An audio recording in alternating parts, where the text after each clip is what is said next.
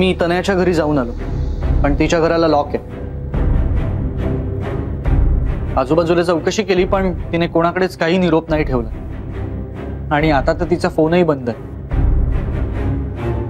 काय? तिला आपल्याला मदत करायचीच नसणार. कस हो म्हणाली आणि आता न सांगताच निघून गेली. आणि फोनही बंद ठेवला. मला मनापासून असं वाटतंय की भुवनने त्या कप्प्यात नक्की काहीतरी महत्त्वाचे पुरावे ठेवले आणि ते जर सापडले तर बाबांच्या मारेकऱ्यांपर्यंत आपण नक्की पोहोचू. पण त्यासाठी तनया भेटायला हवी. मला कळत नाहीये, मला फोन न करता, मला काही न कळवता ही अशी अचानक गायब कशी झाली? कुठे गेली असेल?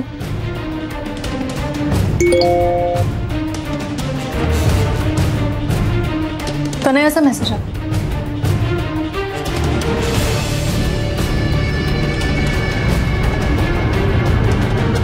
अस्मिता मॅडम, तुमच्याकडे यायचं मी कबूल केलं होतं, पण पुन्हा अभिमान समोर यायची माझी हिंमत नाही. मी त्याला माझं तोंडही दाखवू शकत नाही. मी तुम्हाला मदत करते हे भुवनच्या मारेकऱ्याला कळलंय.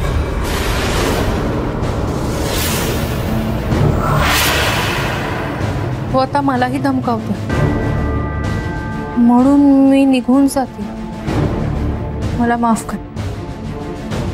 तनयाला धमकी कोणी दिली असेल? मॅडम ही अशी काय? ही अशी अचानक कुठे निघून गेली? आणि ही गोष्ट तिने जर का आपल्याला आधी सांगितली असती तर ती आपल्याच बरोबर राहिली असती ना. हो, आता तिच्या जीवाला धोका आहे. पण महत्वाचं म्हणजे ती आपल्याला मदत करते हे त्या धमकी देणाऱ्याला कसं कळलं? याचा अर्थ तिच्यावर कोणीतरी पाळत ठेवून.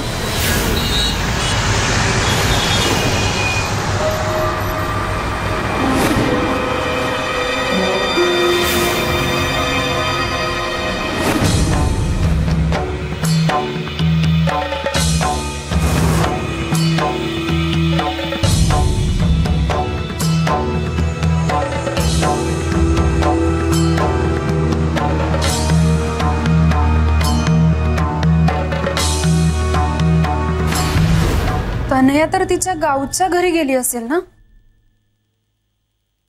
नाही म्हणाली, आपल्याला असं गृहीत धरून नाही झालं.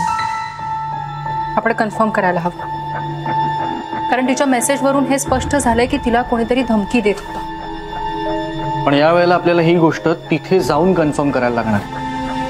तिच्या मोबाईल लोकेशनवरून आपल्याला तसं नाही करता येणार, कारण तिचा फोन बंद आहे. आणि मोबाईल का बंद आहे हे आधी बघावं लागेल. शिवाय मोबाईल नक्की तिच्याकडेच आहे की आणखी कोणाकडे याबद्दल आपल्याला काहीच माहित नाही. एक्झॅक्टली.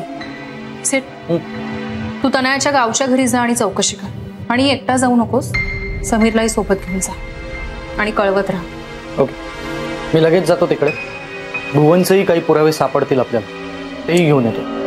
नाही सेट, पण त्या लॉकरची किल्ली तनयाकडे सुद्धा नाही असं ती म्हणाली होती. याचा अर्थ ते लॉकर आपल्याला तोडावं लागेल. मी एक काम करते, मी ACP सावंत साहेबांशी बोलून ठेवते. तुम्ही तिथे पोहोचलात की तिथल्या पोलीस स्टेशनवरनं एक हवालदार सोबत घेऊन जा. ओके.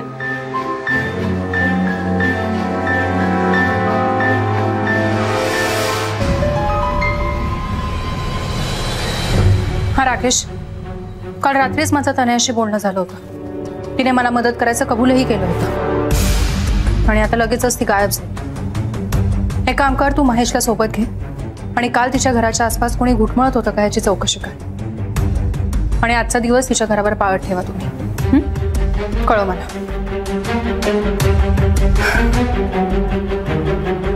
सीता आणि समीर तिथे पोहोचेपर्यंत तनया सेफ आहे की नाही हे नाही कळणार.